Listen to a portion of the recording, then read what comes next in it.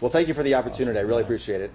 And I thought we'd start off with talking about this incredible budget surplus. Yeah, it is remarkable. Objectively remarkable. I mean, we talk in historic terms, there's a lot of hyperbole. Well, let me throw out this number briefly, just to put it in context. Last year, $54 billion budget shortfall. Yeah. This year, $75 billion surplus. Yeah.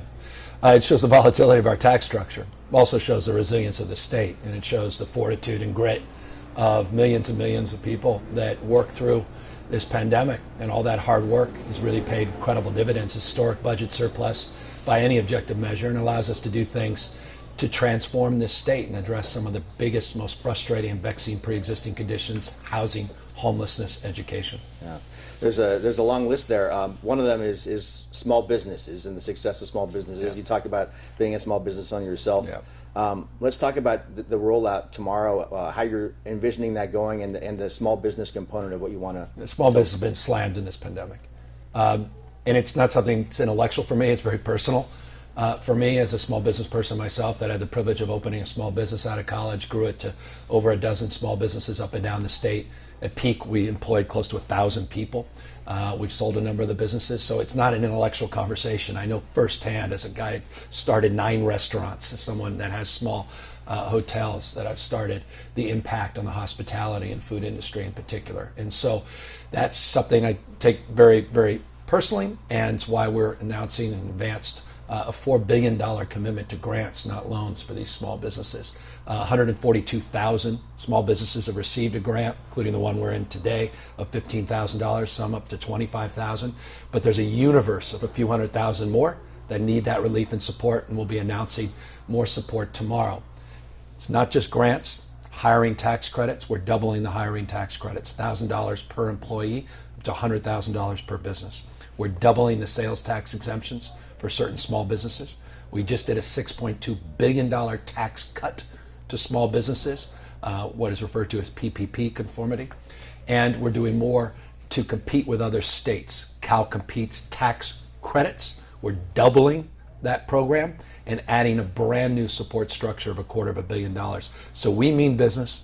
We recognize we have to step up our game, and we recognize the world we invented is now competing against us, and we have to do more to retain, not just recruit businesses into the state. So is that in direct response to reports that people are moving out of state to have better business opportunities? It's not direct response because I campaigned on this. You know, I feel like, I imagine you feel like, people watching feel like I've been governor for 10 years. It's my 28th month.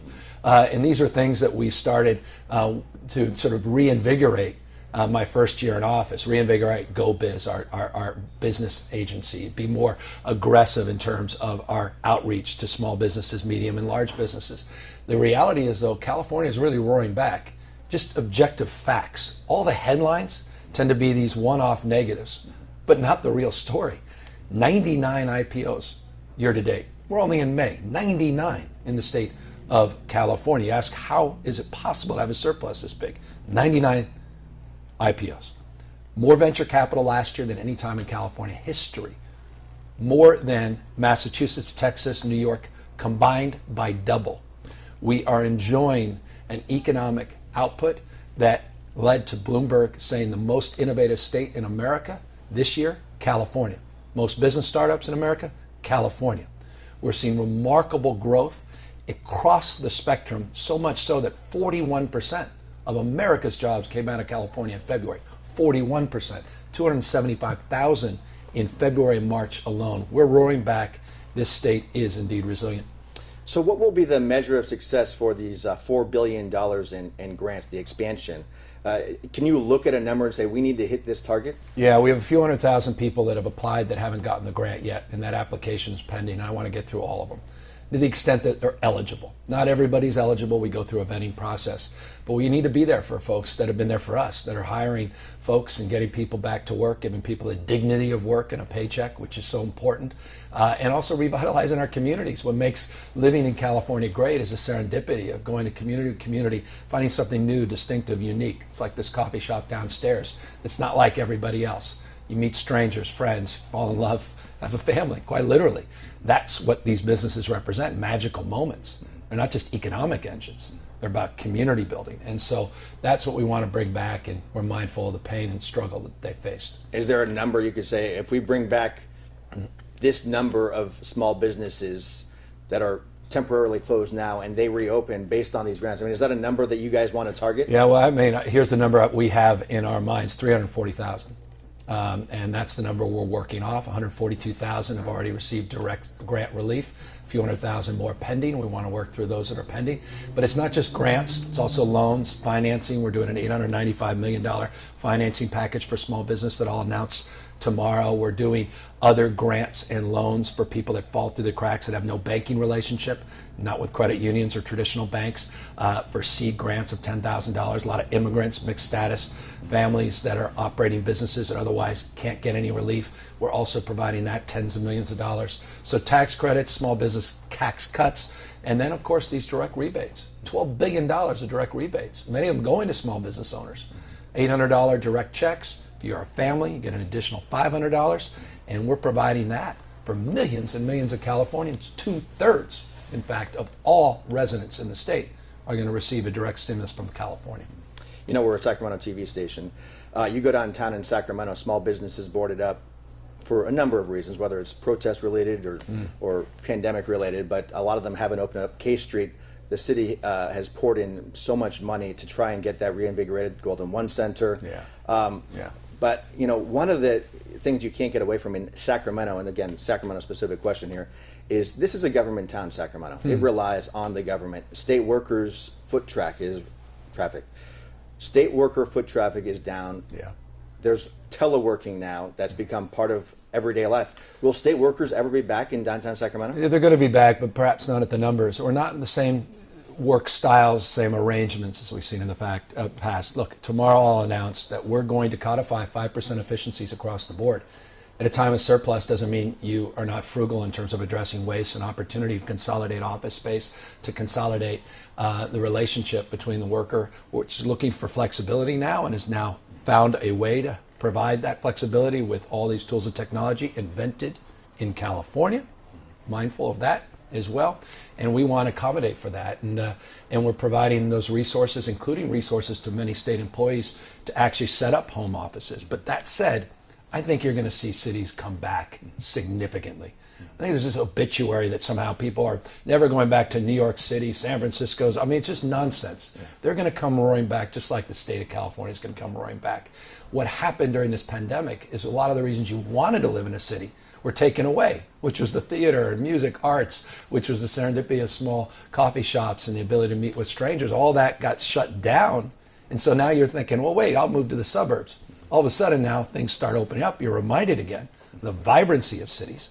And I think you're going to see downtowns once again become dominant, but they're going to be different as a consequence of the trend lines that are now headlines that were pandemic induced and exposed in the last year. Mm-hmm. So teleworking as it relates to Sacramento downtown, I mean, is that something you think businesses will have to adopt a 3.0 as it relates to less foot traffic from state workers? I think businesses, what's remarkable about businesses is the entrepreneurial mindset, you know, inspiration, desperation. You're inspired to open a business, you're desperate to keep it open.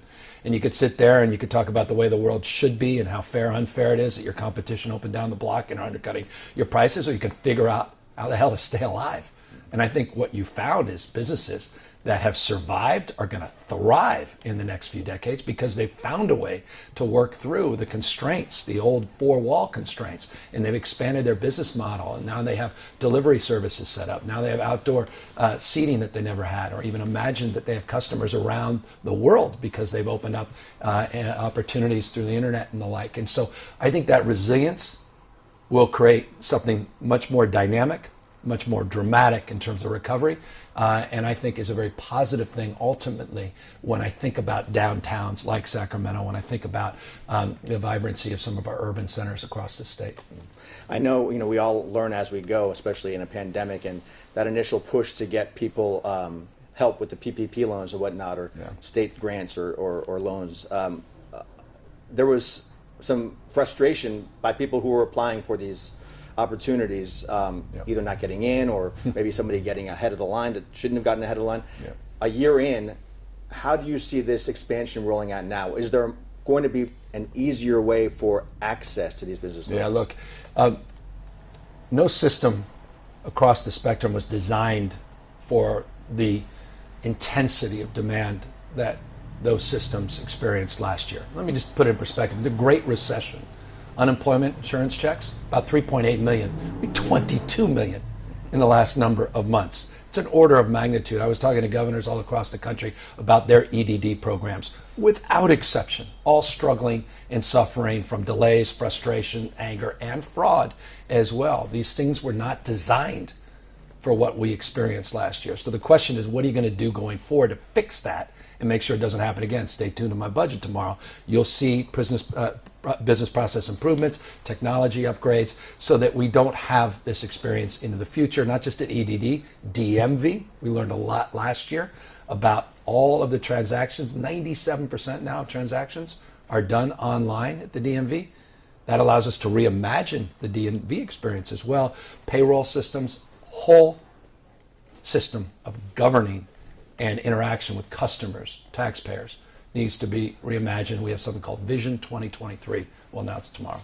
Let me ask you about this as it relates to the budget announcement, and also about why you're here today. Is you are in the middle of a recall campaign, and I'm sorry, Steve. Can you ask that one more time? yeah, you as it relates to your budget announcement and as what you're doing here with your rollout, you're in a recall campaign, and there are those who believe that there's a perception anything you announce is related to the recall. Yeah, brushing my teeth this morning. He did it under the basis of, this is all things I campaigned on. This is everything that I promoted. These are the things I was promising just 2.5 years ago when I was out there making a case to Californians of why I should be governor. And so it's absolutely consistent.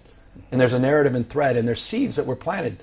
Last year, the year before, there were seeds on the PPP loans, or rather our grants, that were planted in January before this whole effort to take this state over. So, look, I can only say, if you followed me for 20 years, none of what I'm announcing is particularly surprising. It's just the magnitude because of the incredible resiliency of the state and the fact that we can have not only record investments, but record reserves. Not only can we use those reserves to pay down debt, 100% we pay down, but we're going to pay down pension obligations. We're going to announce tomorrow historic investments to pay down pension obligations. We're going to announce historic investments in education. We're going to announce historic investments in terms of our infrastructure. And so I don't know if there's a lot of area for critique. If the magnitude seems inappropriate, it might be an enormous size of the commitments. Tenfold increase in homeless investments. That's order of magnitude, scale. It's a lot to absorb. Mm-hmm. Last question. Well, I was going to ask you a few more, but I'll get to this one because this is something that our newsroom was interested in. There was an investigation, the state investigation into the state testing COVID lab, and that was launched back in March. There were some concerns over some errors. Is there an update to that investigation, and do you think it's important for the public to hear the outcome of that investigation? Yeah, no, and there's not only updates, those all were resolved. We had the CEO, PerkinElmer, personally get involved in tweaking and fixing those things. Some of them were wildly overstated, and everyone has a right, that transparency and that information. In fact, we put it out a number of months ago, and we'll make sure we update you. All right, thank you. Okay. Yeah. I appreciate it. What else? Anything else? Well, I was going to ask you, I had another one in here. There was actually a survey that was released, Berkeley IGS. Are you familiar with them? Yes. It came out this week. Yeah. I don't know how you feel about one. Yeah. So there was one that came out last week, and it talked about the poll numbers regarding the recall. The vast majority of Californians it found were not in favor of the recall. But of those Democrats who were surveyed, 48% felt that there should be an alternative Democratic candidate on the ballot. Your messaging has been about how this is a recall that's been led by Republicans. If a Democrat ends up as an option, how would that change your messaging? Look, we're just trying to defeat this Republican-backed recall. I'll remind people that this recall, the principal proponent wants to microchip immigrants. Another principal proponent, one of the top three, equated mask wearing to the Holocaust. These are objective truths. It's a Republican-backed recall with the RNC, Newt Gingrich, Mike Huckabee. And you look at the actual petition, it doesn't even mention the pandemic. It was about immigration. It was about California values. So we're going to defeat this Republican-backed recall, period, full stop. And we're going to get more shots in people's arms, get more businesses back on the feet, and we're going to address these pre-existing conditions of homelessness and housing and get serious about getting this state back on its feet into its dominant and rightful status. Thank you, sir. All right, thank you. Appreciate your time. Thanks.